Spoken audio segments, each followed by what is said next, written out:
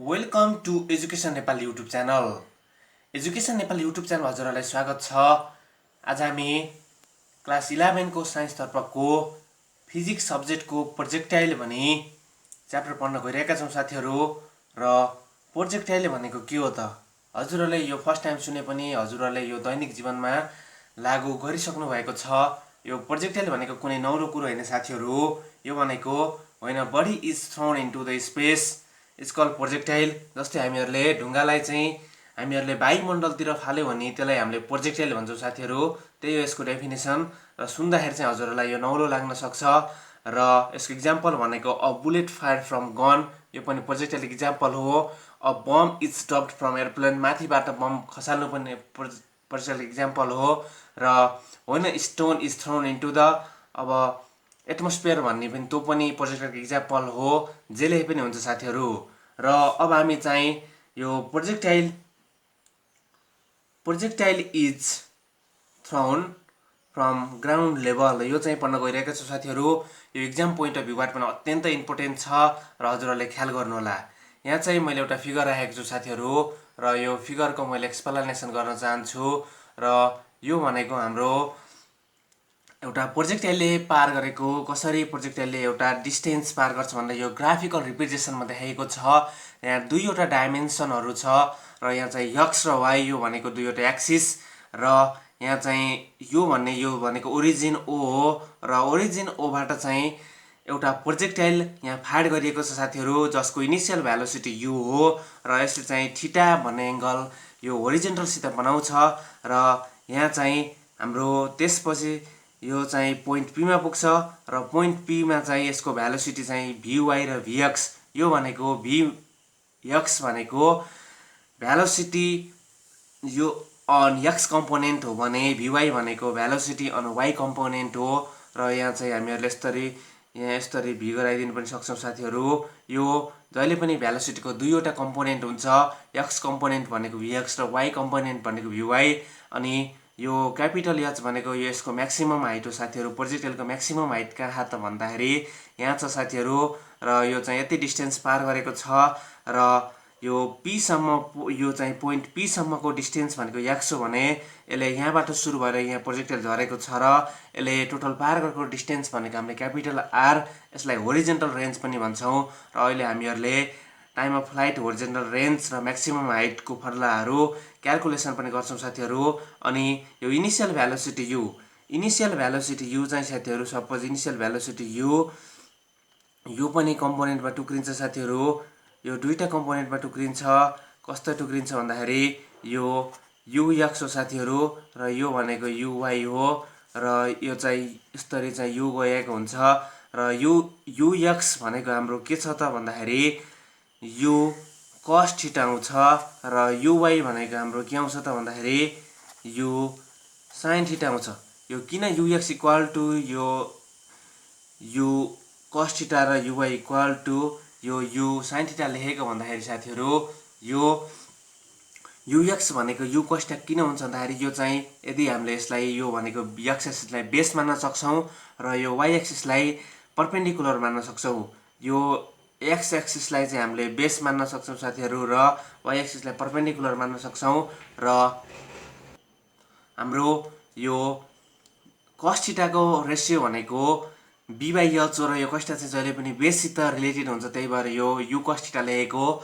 र sign थीटाको ratio हेर्ने हो भने साइन थीटा भनेको पी/एच हो र यो जहिले पनि पर्पेन्डिकुलरसित रिलेटेड हुन्छ, त्यही भएर यहाँ चाहिँ यु साइन थीटा हुन्छ साथीहरू। र मैले यहाँ चाहिँ डिस्क्रिप्सनमा यो मैले जति पनि भने सबै यो यहाँ एक्सप्लेनेसन गरेको कुराहरू लेखिएको छ।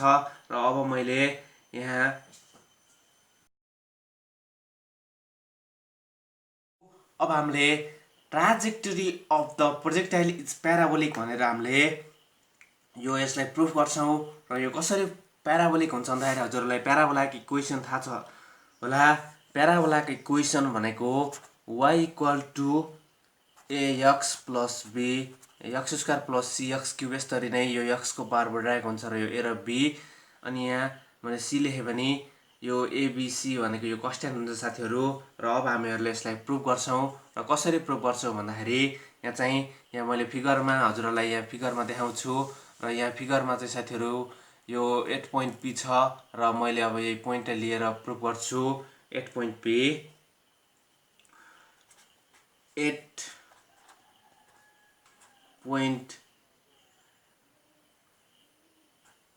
पोइन्ट पी मा साथीहरू यहाँ के हुन्छ भन्दाखेरि यो 8 पोइन्ट पी मा चाहिँ यसले प्रोजेक्टाइलले चाहिँ यहाँ चाहिँ यो होरिजेन्टल डिस्टेन्स x र भर्टिकल डिस्टेन्स यसलाई चाहिँ हामीहरूले यहाँ y लेखिदिन सक्छौँ साथीहरू। y पार गर्दछ र यसमा चाहिँ पहिला मैले यो horizontal distance covered by projectile भनेको यो चाहिँ टाइम t मा 8 time t 8 time t the horizontal भनेको 1300 distance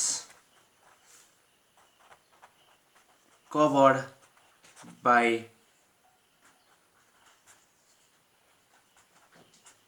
projectile is यो चाहिँ horizontal distance भनेको x छ साथीहरू। x यो पोइन्टमा जाँदाखेरि हामी यो यति भनेको यो horizontal distance हुन्छ र यति भनेको हाम्रो vertical distance हुन्छ। यो हजुरहरूले ख्याल गर्नु होला x छ र अब हामीले यसलाई अघि बढाउँदाखेरि यो हाम्रो डिस्टेन्सको फर्मुला थियो 9 कक्षामा हामीहरूले पढेका थियौँ। s equal to ut plus half a t square भनेर हामीहरूले यो फर्मुला पढेका थियौँ र अब हामी यही फर्मुलामा यसलाई पुट गर्छौँ र पुट गर्दाखेरि साथीहरू यो यस भनेको पार गरेको डिस्टेन्स भनेको हामीहरूले यसको ठाउँमा यक्स लेख्न सक्छौँ। यस इक्वल टु यो इनिसियल भेलोसिटी, त्यही भएर हामीले यहाँ यति यो भनेको यक्स कम्पोनेन्ट हो यो यक्स अनि टी प्लस हाफ यो एक्सेलरेसन चाहिँ यहाँ acceleration due to gravity small g ले दिन्छ र टाइम जीएक्स यो एक्स कम्पोनेन्ट भएर जीएक्स अनि टाइम कम्पोनेन्ट भनेको टी नै हुन्छ साथीहरू, टी स्क्वायर हुन्छ र यो पोइन्टमा के हुन्छ भन्दाखेरि हामीहरूले यो acceleration due to gravity gx को भ्यालु चाहिँ 0 मान्छौँ। किन भन्दा यो ग्राउन्ड लेभलमा छ साथीहरू, यो भनेको ग्राउन्ड लेभलको डिस्टेन्स हो एक्स भनेको। यहाँ चाहिँ अब्जेक्ट चाहिँ माथि गएको छैन, ग्राउन्ड लेभलमा चाहिँ 0 हुन्छ। यो एक्सेलरेसन ड्यू टु ग्राभिटीले काम गरेको हुँदैन। यो भनेको जहिले पनि वस्तु माथितिर फाल्दा मात्रै यो एक्सेलरेसन ड्यू टु ग्राभिटीले काम गरेको भएर यति बेला चाहिँ यहाँ acceleration due to gravity g equal to 0 गराइन्छ र यो टर्म नै 0 हुन्छ र यहाँ लेख्दाखेरि एक्स इक्वल टु यो युएक्स भनेको हाम्रो यु कस थीटा छ साथीहरू, यु कस थीटा टी हुन्छ साथीहरू र यो टर्म भनेको 0 भयो र यसबाट हामीहरूले यो टी को भ्यालु निकाल्दाखेरि यो टाइम टी को नै भ्यालु निकालिन्छ। टी इक्वल टु चाहिँ टी इक्वल टु के आउँछ भन्दा साथीहरू एक्स अपन यो यु कस थीटा यो टी को भ्यालु हो साथीहरू। यसलाई हामीले इक्वेसन फर्स्ट मान्छौँ। सिमिलरली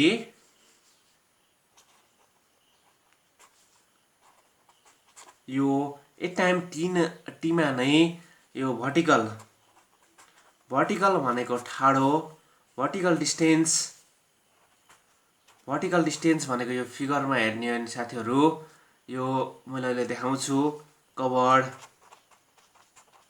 बाई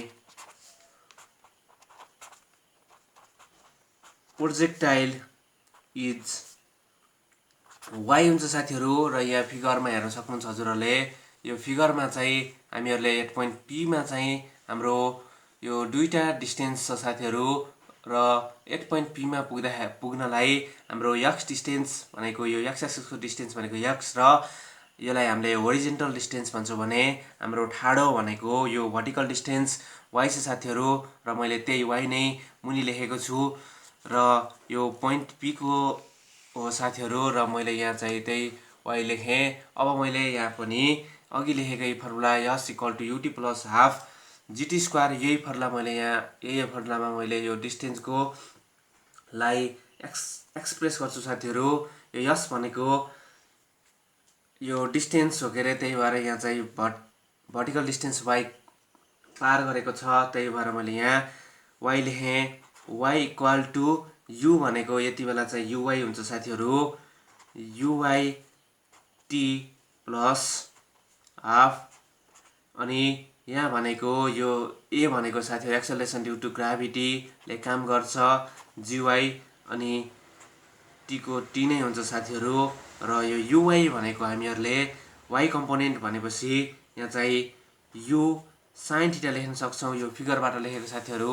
यहाँ चाहिँ यो vertical component of the initial velocity चाहिँ uy equal to u sin theta छ, र हामीहरूले यो यहाँ पुट गरेका छौँ साथीहरू। यो जम्मै फिगरबाट पुट गरेको मैले हजुरहरूलाई देखाइसकेको छु, र अब यसलाई फर्दर स्टेप अगाडि बढाउने हो भने साथीहरू यहाँ चाहिँ u sin थीटा आएको छ, र अनि यहाँ माइनस हाफ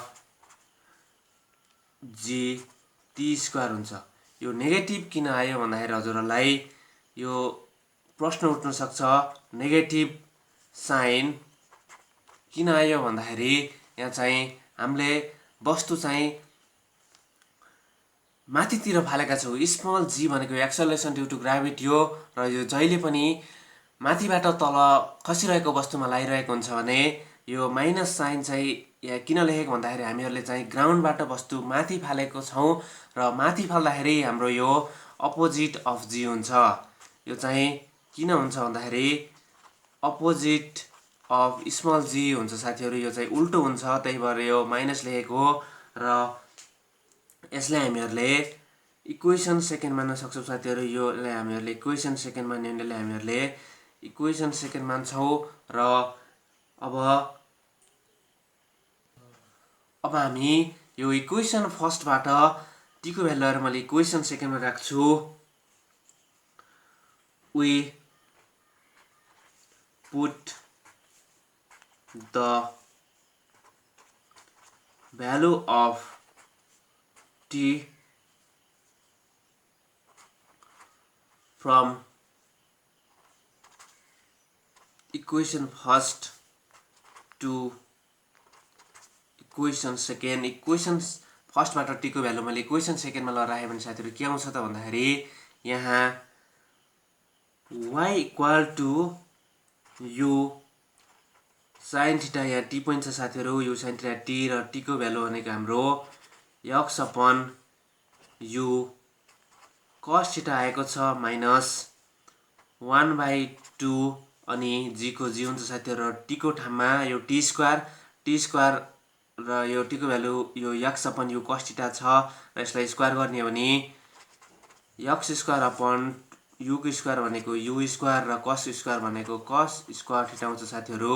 र अब हामीहरूले यसलाई फर्दर क्याल्कुलेसन गर्ने हो भने यहाँ चाहिँ u र u कर्छ साथीहरू, र यसलाई चाहिँ मैले अब प्याराबोलाको फर्ममा लेखेँ भने साथीहरू यसलाई प्याराबोलिकमा लेख्न सकिन्छ।